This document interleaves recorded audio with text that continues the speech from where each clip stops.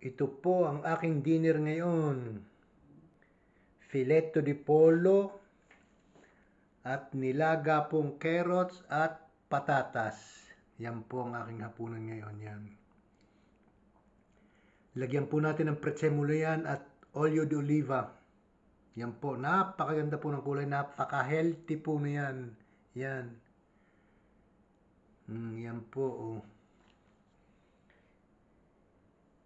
Filetto di pollo po ito.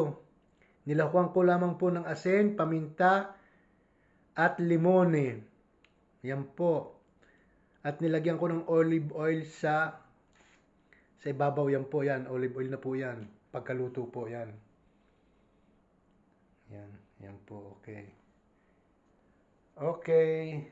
Thank you po for watching. Bono po yan.